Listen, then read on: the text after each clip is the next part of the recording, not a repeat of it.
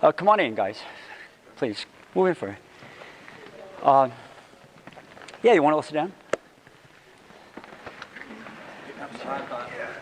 Before I get started, I guess I've already started.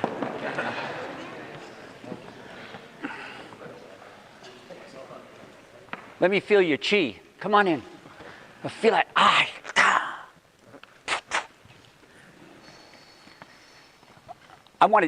let's give it up for John and James.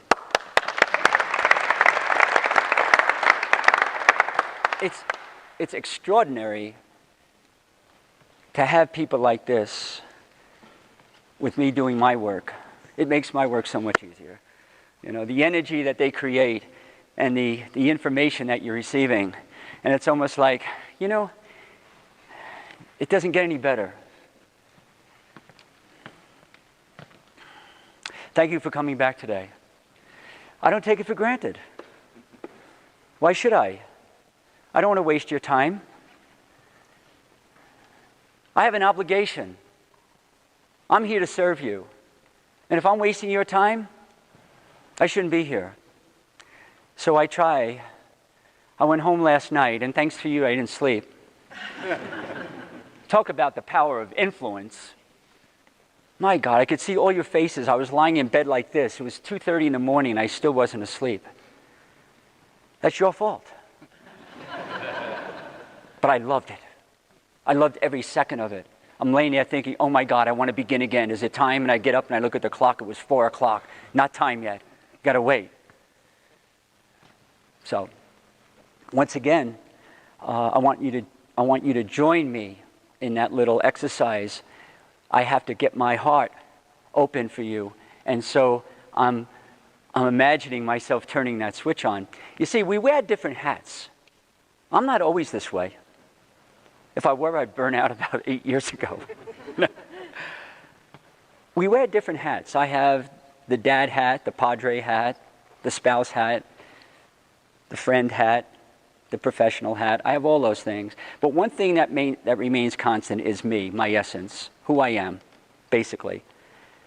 But for you, I have to bring a level of energy that you deserve, and I have to be open and not leave it to chance. You, as a coach, cannot afford to leave to chance turning off your students, turning off your athletes, turning them away. You have to be present. So you must take your other hat off, put that other hat on, and all I'm doing is putting that hat on right now. So I go inside and I open that door to my heart, and I say, come on in. Psst, come on in. And then you come in and you open your heart, and that's when we do the best work together. Okay? So I want to say I am extremely happy with the way things are going here. I watch your faces. The feedback is enormous. I love you for what you're doing and what you're trying to create in life, personally as well as in terms of athletics. It's making my world a better place to be. I've talked to several coaches, and they said, you know, what we want to do is we want to get you guys up here. We want to get you guys to our program, and we want to create these cultures, and we want to marinate our nervous systems in that kind of energy, because we know, as John was so rightly saying, where those cultures come from and how those performances, when that wonderful basketball athlete of Nate's got on that foul line, that does come from a culture. I know that. I'm going to verify and absolutely say that's all I've ever seen in my lifetime when that happens. And it doesn't matter what age the people are. We always rise to the top when we have that feeling, that connectedness. So the connection is here. What I want to say to you is let's continue. Do you have anything to say? Do you have any comments that you'd like to make? Okay. I want to tell you a story. Because cultures, you see, a culture is not an event, as John said. It's a process. So what I do is I build collaborative cultures. I don't go in and enforce my opinion on you. What I do is I talk with you and listen and understand and then validate. And then I find out where you're at, and then what we try to do is we try to come up with something that makes sense. So there's no one-stop shopping. I want you to know that cultures vary from culture to culture. Anson Durrance at Carolina has his 10 cultural values. Okay? Gary Gate, lacrosse, up at Syracuse, has his 11 values. They happen to be the ones I gave him because I work with that team. University of Maryland has the same kind of ideas. And so we go across the country and we see all these different people establishing these programs and the cultures and how rich they are. And so what I want to do with you is I want to give you the 11 core, what I consider the essential 11 core values of championship cultures. I want to then tell you a story now on how I got to be in that kind of energy, that kind of sense of being as opposed to doing. And then what we'll do is we'll go back to our desks, our chairs, and then I'll go through the 11 core values with you. Is that a deal?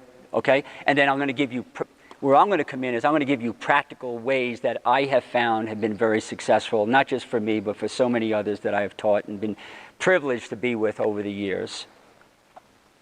All right? And what we'll do is we'll do 5 in the morning and we'll do 6 in the afternoon.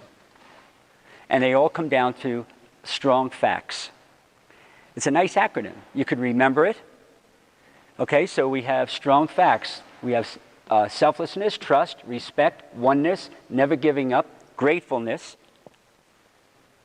We have fearlessness, awareness, which is really another way of saying contemplative meditation. And we have control of our competition, competing. And we have thoughtfulness, thought practices, and then we have suffering. And as the Buddhist will tell you, the key to enlightenment is through suffering. And what I say is the key to greatness in sports and athletics is suffering. We all have to suffer, right? And that's an important concept. And I'll teach you how to communicate that with your athletes. Okay? So 11 core absolute values that drive champion warrior cultures. Now this is where I came up with this. Okay? So I'm going to tell you the story. My influence is from Native American tradition. I lean on Buddhist thought, Taoist thought, Christian mysticism, Native American tradition, philosophies of the U.S. Navy SEALs, and some of the things that I've learned over the years from all these great spirits. So there's a tradition in the Southwest, in the state of Arizona, where there's an indigenous tribe of people, and what they do is they all want to fit into the culture by being warriors. It's a warrior culture. But you have to have a test. You know, a state championship basketball game is a test of your culture. In the Native American tribes, there's a test to be a warrior. And what the test is that the 4 of these young men are being tested on this day, and they have to go out and they have to run down a deer or several, and what they have to do is sacrifice the deer and carry it back to the tribe and feed the tribe, but they must exhibit all these virtues, as you will see how they do that. So when I read this story, I was very inspired by it. And what they do is they all start out in a circle. And we're going to do the circle right after this, but they start out in a circle so they could see each other. They could see in their eyes. And I know if you're ready if I look in your eyes. You know what I'm saying? You know, the eyes are the windows to the soul. Believe it or not. You know, sometimes people wear sunglasses because they don't want you to see their eyes. They're afraid of what you'll see. You can see vitality. You can see depression. You can see so much through the eyes. So they sit around the circle, and then what they do is they meditate. They clear their minds. They get rid of all the extra stuff. They quiet themselves. And then it's followed by feeling, instead of just visualizing. What they do is they feel themselves going to war, battle, or an event. They feel it.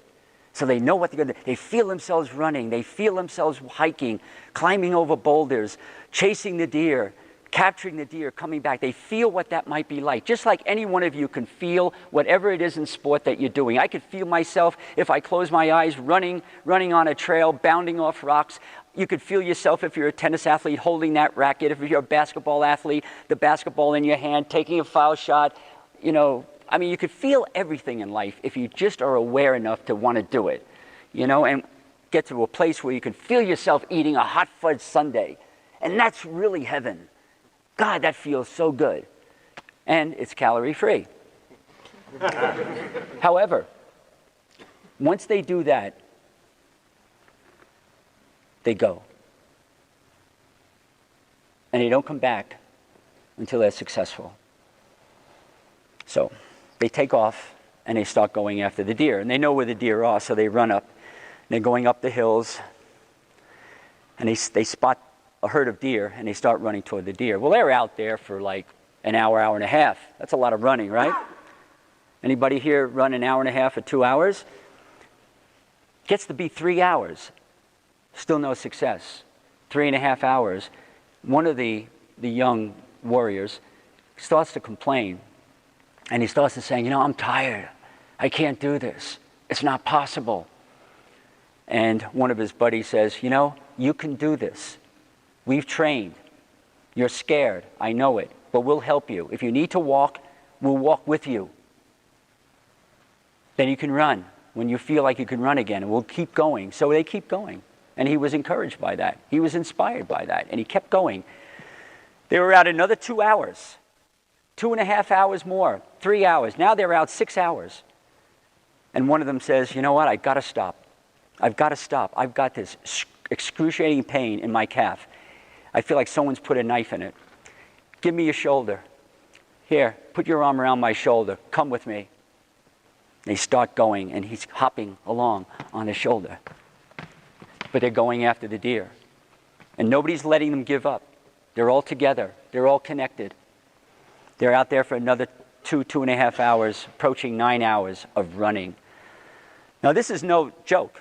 There are Indian tribes down there, they run all day, 24 hours. Right? And so they're into it. Good, healthy 9.5 hours. And the third of the fourth says, you know what? We can't do this. It can't be done. It's never possible when we're feeling the way we are. We're all beat up, we're hurt, we're injured, and all of this, and we're tired. It's impossible. The deer will just keep going. But what they didn't know was at some point, and this is true about deer, because I've run after deer.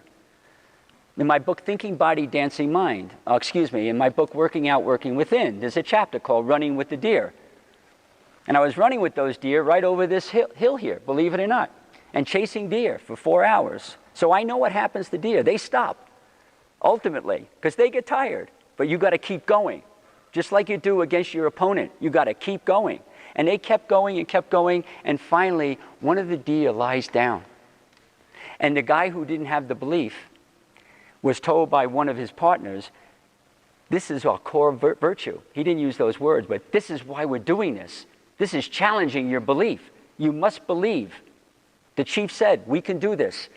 So he says, oh, all right, whatever. So he goes along with it. They finally catch the deer. They sacrifice the deer up to the gods, thanking the gods for this wonderful food, bringing the deer back on their shoulders. Celebration, coming home. They get in a circle, and they say an affirmation, and then they go and they enjoy the feast. What was going on there? This wasn't a physical journey. This was a spiritual journey. This was a spiritual challenge. And those who lack belief are having a spiritual crisis. Now, as a sports psychologist person, there are so many ways of looking at that. And I'm not asking you to do what I do. I'm saying just open up to the idea, the possibility that belief and fatigue and all these things could be something that comes from someplace else. And I'll give you an example for this. The fear, the lack of belief, was based out of fear. So we want to talk about fear and being fearless. Okay? And so they got back, they celebrated, everything's done. what they demonstrated was courage, compassion, commitment, right? Commitment. Listen to these virtues. Patience, right? Perseverance. What else did they have? Determination. Persistence. What else? Sacrifice. Suffering. Integrity. Connection. Respect. Fearlessness. Got to get in touch with that. So we have all of these wonderful, amazing concepts and virtues. That's where I got this idea that if I'm going to work with athletes, this is years ago, if I'm going to work with athletes, they have to have that. They need it. And not only do they need it, but I'll let you in on a secret. Don't even question it. They crave it. They crave it. They want that. Those of you who coach youth athletics, these kids' parents want you to coach that way. They want that for their kids. When we're doing recruiting at the college level, in that recruitment letter, not only do we say we want to build champions, but we want to create amazing people who go out into the world in 10 to 15 years and contribute to society. We're going to teach your daughter, we're going to teach your son how to have courage with adversity. We're going to teach them integrity, fearlessness, tenacity, determination. They're going to learn these lessons for life because we believe at this school, lacrosse is a game to learn the bigger lessons of life. And we do that through the core virtues and the core values. What's really interesting is as I develop these programs, as I begin to develop my expertise in teaching people the elements of this wonderful system of creating cultures, I noticed that the team started winning on the scoreboard. I knew they were winning in life, but not all the teams won on the scoreboard.